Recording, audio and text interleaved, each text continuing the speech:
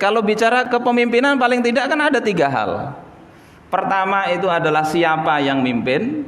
Jadi bicara siapa sih orangnya ini. Yang kedua bicara dia itu mimpin dengan apa. Yang ketiga adalah bagaimana dia itu menjalankan kepemimpinannya. Kita hanya fokus satu saja. Sehingga kita bisa lihat ya ketika cuma bicara orang, maka kerusakan itu ya tetap rusak. Di masjid mana kemarin saya ngisi tentang khomer itu. Rasanya di As-Salam Golf. Itu rata-rata setiap tahun di Indonesia itu 19.000 orang mati karena terkait khomer, minuman keras. Orang Indonesia itu. Seduniaan itu 320.000 kata WHO. Narkoba, kejahatan, pembunuhan dan sebagainya itu banyak sekali. Yang kita pikirkan seolah-olah ganti orang.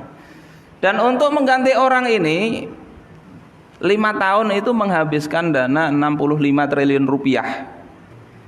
65 triliun itu kalau dibagi 5 tahun maka per hari menghabiskan 35,9 miliar rupiah hanya untuk memilih orang. Dan kalau dapat pilihan orang yang baik, nanti 5 tahun harus kayak itu pulang. Jadi ini menyedihkan sebetulnya, menyedihkan. Sementara problem itu bukan hanya pada orang. Dalam Islam tadi, pertama orangnya memang harus dipilih yang baik, betul. Ibarat kita milih sopir itu cari yang mahir. Yang kedua, yang harus diperhatikan dalam hal kepemimpinan ini adalah dengan apa dia mengatur. Ini yang terpenting sebetulnya. Allah Subhanahu wa taala di dalam surah Al-Maidah ayat 49 mengatakan wa anihkum bainahum bima anzalallah. Hendaklah kalian memutuskan perkara di antara mereka dengan apa yang telah Allah turunkan. Jadi pemimpin itu di dalam Islam kena taklif, kena beban hukum untuk mengatur urusan yang dipimpinnya dengan aturan Allah Subhanahu wa taala. Wala tattabi' ahwa'ahum. Jangan ikuti hawa nafsu mereka. Di dalam Asbabun Nuzul ayat ini Imam Al-Qurtubi menceritakan ada orang Yahudi yang datang kepada Rasulullah ingin menguji Rasulullah sallallahu alaihi wasallam supaya tidak berhukum dengan aturan Allah. Yahudi pun itu dalam sistem Islam harusnya dihukumi dengan hukum Islam untuk urusan publik. Ya, kalau urusan beribadah, urusan akidah tidak boleh dipaksa. Ya, mereka mau mabuk itu urusan dia di rumah dia sendiri. Tapi untuk urusan publik tentang riba, ya, tentang pencurian, tentang perzinaan, ya, tentang korupsi dan sebagainya hukumannya sama muslim dengan non muslim di dalam hukum Islam. Jadi kata Allah, putuskan dengan aturan Allah. Jangan ikuti hawa nafsu mereka. Kemudian Allah katakan lanjutannya wahzarhum ayyaftinuka am ba'dhi ma anzalallahu ilaik. Hati-hati engkau wahai Muhammad. Dari apa? Dari fitnah, upaya mereka untuk memalingkan engkau dari sebagian apa yang telah Allah turunkan kepada engkau. Jadi kada mau menghilangkan semua, kada sebagian aja. Sebagian kada usah pakai aturan Allah. Kemauannya begitu. Tapi Allah beri peringatan sehingga Rasulullah akhirnya selamat, tidak mengikuti kemauan orang-orang Yahudi tersebut. Bapak, saudara-saudaraku sekalian rahimakumullah, ini poin yang harusnya diperhatikan. Ya, mengaturnya itu loh, bukan sekedar orang tapi ngaturnya pakai apa. Bahkan orang ini harusnya tidak terlalu diperhatikan. Mau siapakah jadi pemimpin? Kada tapi masalah. Asal memenuhi syarat. Dalam hadis riwayat Imam Muslim Rasulullah katakan in ummira alaikum abdun mujadda. jika yang memimpin kalian itu adalah seorang budak, budak hitam, mujadda, yang terpotong hidung, telinga dan pinggir bibirnya. Mujaddaun itu begitu. Hidungnya terpotong, telinganya terpotong, bibirnya terpotong juga. Kira-kira pian purun lah melihat pemimpin kayak itu. Ya. Sudah hitam kayak gitu pulang. Pokoknya kadada potongan tuh bang. Kata Rasulullah, kalau yang mimpin itu seperti itu, yaqudukum bi kitabillah, tetapi dia itu mengatur kalian dengan kitabullah, dengan hukum-hukum Allah. Fasma'u lahu wa ati'u, maka dengarkanlah dia dan taatilah. Jadi ini bukan masalah calon ini yang kita dukung atau tidak. Bukan masalah calon ini satu suku dengan kita atau tidak. Bukan masalah pemimpin itu adalah orang yang kita senangi atau tidak. Bukan masalah pantas atau tidak secara fisik. Tetapi Rasulullah katakan, yaqudukum bi kitabillahi ta'ala, asal mereka itu memimpin kalian dengan kitabullah ta'ala. Dengar dan taati. Ini hadis riwayat Imam Muslim. Kata Imam An-Nawawi ketika menjelaskan hadis ini, qala ulama maknahu madamu mutamassikina bil Islam.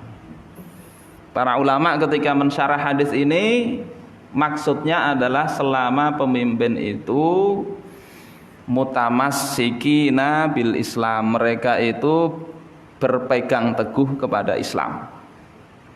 Wa du'ai ila kitabillahi ta'ala, dan mereka itu menyeru, mengajak orang untuk tunduk kepada kitabullah ta'ala.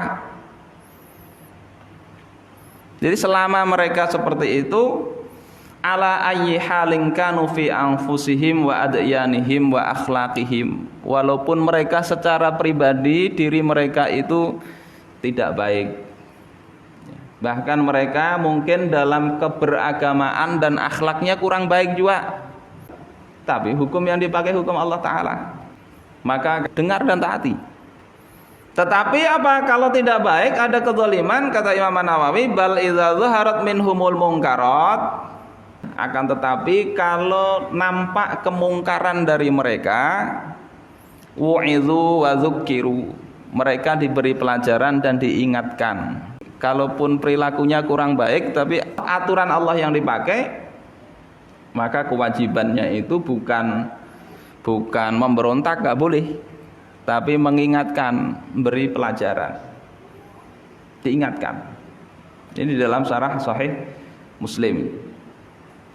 Ini poin penting.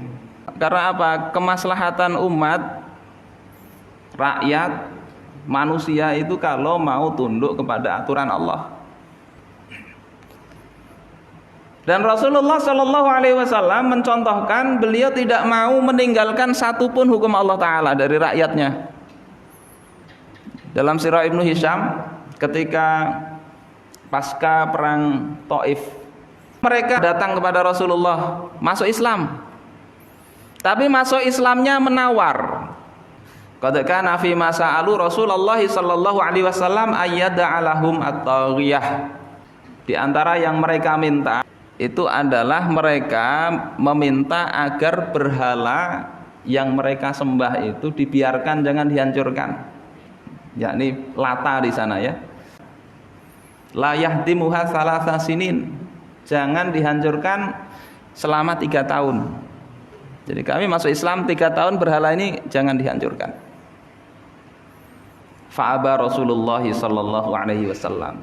Rasulullah enggak mau. Jadi untuk urusan hukum Allah itu kalau sudah turun ya laksanakan. Jangan tunggu-tunggu. Kalau ini urusannya dia penguasa. Kalau kita sebagai masyarakat kada kawa, sebagai organisasi nggak bisa menjalankan hukum Allah sorangan. Tapi ketika penguasa, dia jadi penguasa, tidak boleh dia kemudian membiarkan satu hukum Allah itu tersia-sia, tidak diterapkan. Nyawa harusnya taruhannya, negara taruhannya, sebagaimana yang dilakukan oleh Abu Bakar As-Siddiq radhiyallahu taala an. Ya. Beliau ketika diangkat sebagai kepala negara menggantikan Rasul, apa yang beliau lakukan? Orang-orang murtad itu beliau hadapi. Orang ada yang tidak mau membayar zakat, kami nggak murtad tapi kami nggak mau bayar zakat. Mengingkari kewajibannya itu murtad juga. Oleh Abu Bakar diperangi. Kata beliau, lau mana'uni iqalan lajahadtuhum alaih. Kalau mereka mencegah dariku zakat binatang ternak mereka, aku akan sungguh memerangi mereka. Fungsi kepala negara itu menjalankan hukum Allah Ta'ala, dan itulah tugas utamanya sebetulnya. Tugas utama dia diangkat itu begitu.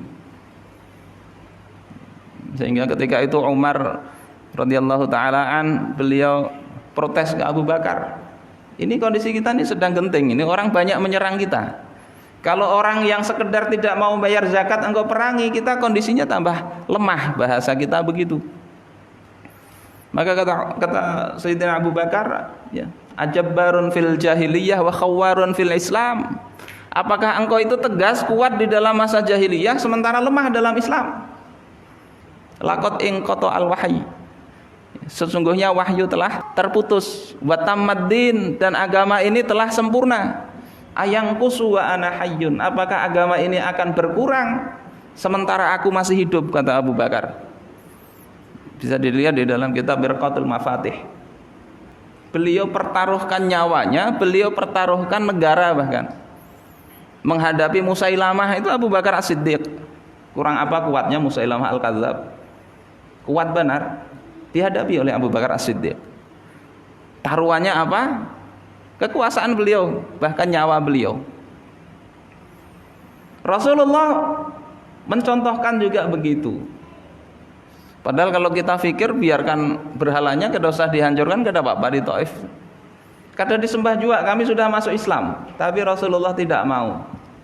Fama barihu yas'alunahu sanatan. Mereka menawar kepada Rasul setahun barang. Ya, 3 tahun kada boleh, setahun barang. Wa ya'ba alaihim. Rasulullah kad hakun. Hatta sa'alu syahran wahidan. Sampai mereka minta 1 bulan saja ya Rasul, jangan dihancurkan berhala kami ini. Supaya Islamnya itu enggak ngaget-ngagetin. Bahasa kita kan begitu. Sudah kita sembah puluh-puluh tahun beranak pinak berhala ini, masa begitu kami masuk Islam langsung harus dihancurkan ya Rasulullah? 1 bulan saja minta, Rasulullah tidak mau. Akhirnya mereka bilang, ya sudahlah ya Rasul, kalau memang harus dihancurkan, tapi asal jangan kami yang disuruh menghancurkan. Nah, baru Rasulullah kemudian menyepakati itu. Beliau mengutus Abu Sufyan dan Mughirah bin Syu'bah untuk menghancurkan berhala Lata di Taif. Ini menunjukkan apa? Dalam penerapan hukum, ketika itu dia jadi penguasa, itu tidak kemudian wah ini kena-kena aja, tidak. Agama ini turun sudah sempurna, lakukan segenap kemampuan kalian. Kalau memang kada mampu itu lain urusan. Tapi kalau dia penguasa, dia harusnya menerapkan aturan-aturan Allah ini. Selain itu mereka juga meminta ayyu'fiyahum minas sholah, agar memaafkan mereka supaya enggak usah sholat. Beliau katakan wa ammas sholah, adapun sholat, fa innahu la khaira fi dinin la sholata fihi. Enggak ada kebaikan agama bagi orang yang enggak sholat. Jadi kadang-kala ditawar-tawar aturan Allah Ta'ala ini. Oleh sebab itu sekarang ini ada sebagian kalangan yang memahami kayak khamr itu akhirnya ditawar-tawar, kalau orang baru masuk Islam itu khamr masih boleh. Pakai ayat yas'alunaka 'anil khamri wal maisir qul fihima itsmun kabir wa manafi'u linnas. Mereka bertanya kepada engkau tentang khamr dan judi, katakan di dalamnya itu ada mudaratnya, ada manfaatnya, Wa itsmuhuma akbaru min naf'ihima. Ya, mudaratnya, dosanya lebih besar dari manfaatnya. Ayat itu kan masih boleh. Jadi ada sebagian orang begitu berfahaman. Berarti kalau masuk Islam baru awal-awal ini periode ayat ini, sehingga masih boleh minum khamr. Na'udzubillah, enggak begitu. Ya. Kalau begitu orang Taif tadi seharusnya masih boleh enggak sholat, karena sholat itu belakangan, yang turun 5 waktu itu kan pada waktu Isra dan Mi'raj. Kemudian yang ketiga, orang ini menjalankan hukumnya bagaimana? Orangnya bagus, sistemnya bagus. Yang ketiga, kalau dia tidak mampu menjalankan hukum, itu juga ngalih juga. Makanya Abu Dzar ketika itu bertanya kepada Rasulullah sallallahu alaihi wasallam, "Wahai Rasulullah, tidakkah engkau angkat aku ini sebagai amil?" Sahabat-sahabat yang lain kan diangkat. Ya, ada yang jadi gubernur di Mekah, Mu'adz bin Jabal dikirim ke Yaman. Ya, Abu Dzar bertanya, "Aku pang ya Rasulullah?" Bahasa kitanya gitu. Kenapa aku kada? Bukan karena apa-apa, bukan karena Abu Dzar itu kemaruk ingin kekuasaan, bukan. Tapi karena kecintaannya kepada Rasul. Abu Dzar ini orang yang enggak suka harta beliau. Dalam ilmu tasawuf itu sering dijadikan contoh zuhud ya Abu Dzar. Apa kata Rasulullah? "Ya Abu Dzar, innaka dha'if wa innaha amanah." Wahai Abu Dzar, sesungguhnya itu engkau itu lemah. Lemah dalam hal apa? Lemah dalam hal memikul tanggung jawab pemerintahan. Padahal beliau ini alim, beliau ini takwa, harap benar dari sisi keagamaan, keistiqomahan luar biasa. Tetapi Rasulullah bilang dhaif, bukan dhaif dalam hal iman, tapi dhaif, lemah di dalam hal mengurus urusan pemerintahan. Jadi poin ketiga ini kada mesti harus orang baik benar langsung diberi amanah, tidak mesti juga. Bisa jadi bagus benar orangnya, amanah, jujur, adil. Cuma inya kada tapi kawa mengurus negara. Kada kawa juga. Maka Rasul enggak kasih tugas itu kepada Abu Dzar. Wa innaha yaumal qiyamah khizyu wa nadamah. Sungguhnya jabatan pemerintahan itu pada hari kiamat akan menjadi kesedihan, kehinaan, dan nadamah, penyesalan. Kecuali orang yang mengambil dengan haknya dan bisa menunaikan tugas-tugas yang ada di dalam amanah tersebut. Oleh sebab itu ya, ketika ada pemilihan, lihat 3 kondisi itu. Pertama, orangnya ini baik kada, bertakwa kada. Yang kedua, programnya ngatur negara ini pakai apa? Yang ketiga, dia ini walaupun baik, sanggup nggak mengatur itu? Amun kada sanggup, jangan dikasih, kasihan inya.